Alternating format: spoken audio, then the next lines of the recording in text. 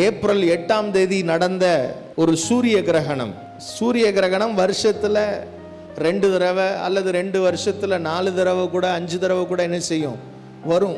ஆனால் இந்த முறை வந்த இந்த சூரிய கிரகணம் பார்த்தீங்கன்னா 4 நிமிடங்கள் ஒரே இடத்த சுத்தமா இருட்டாக்கிருச்சு. Total black. அதாவது முழுமையான ஒரு சூரிய கிரகணம். அந்த கிரகணத்தை பார்க்கும்போது சூரியன் அப்படியே முழுசா இருட்டாகி பிளாக் ஆகி அதுக்கப்புறம் என்ன செஞ்சது, விலகுச்சு. கர்த்தருடைய பெரிதும் பிரகாசமுமான நாள் வரும் முன்னே சூரியன் இருளாகவும் சந்திரன் இரத்தமாகவும் என்ன செய்யும், மாறும்.